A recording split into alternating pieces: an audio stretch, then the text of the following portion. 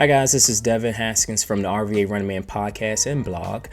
Do you remember the first time you got the idea that you wanted to start training, whether it be for a race or just a basic fitness goal? I'm pretty sure you were really excited about the new adventure that you were about to go on.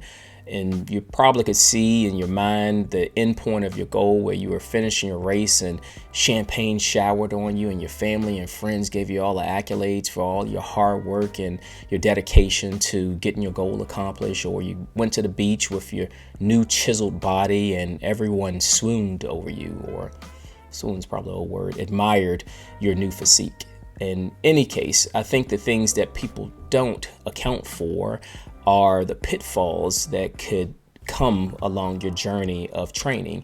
And with that said, I will go over my list of 5 items or 5 ways that you can sabotage your training. The number one way that you can sabotage your training is not having fun. It sounds simple, I know, but not having fun is a big one. Just think about it. You're doing your training in your off time, and you don't really want to be miserable in your off time. So if your training is becoming akin to a chore, it's time for you to switch things up. Maybe it's time for you to switch your schedule up, the way when you do it, how you do it, as far as intensity. Invite family or friends to train with you, but in either case, you should be having fun. So switch things up and make sure that you're having fun with your training. The second way that you can sabotage your training is by doing too much too soon.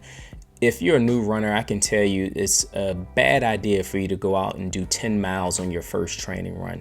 Your body is not ready for it. Make sure that you're using your workouts in a natural progression. Work yourself up to that. Or else you're going to end up getting yourself injured. The same thing for more seasoned runners. I know some seasoned runners that go out and do race pace every training run. Same thing. Bodies are not designed to do race pace on training runs, on every training run at that.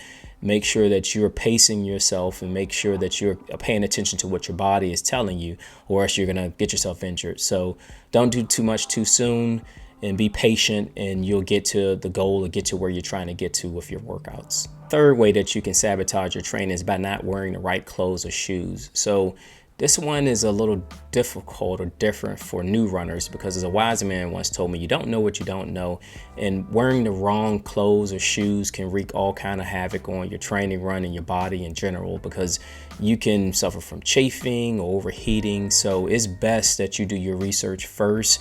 Talk to other runners, see what works for them before you just put on a random pair of shoes, shorts, and a top and go out for a run, because again, it can make your training run pretty miserable if you have the wrong gear on. So make sure you do your research before going out and just throwing on some random gear and going out on a run.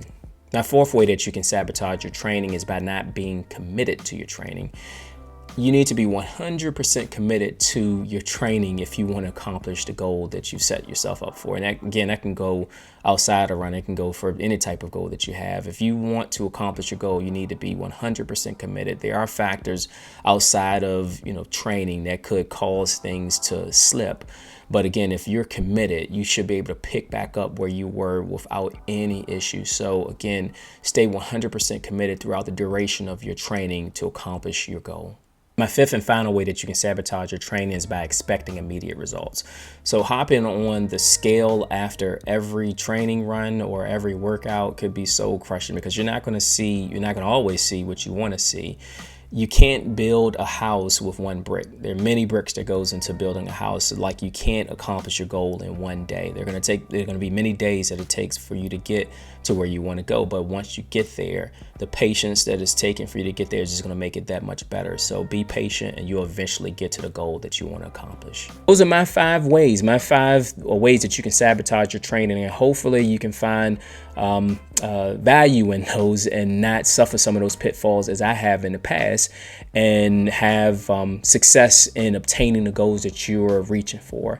If you like this content and you would like to listen to some of my past shows or some of my past content that I have on my website, you can visit www.rvarunningman.com, or you can download my podcast on any of the major podcast distributors, and that's again under the RVA Running Man.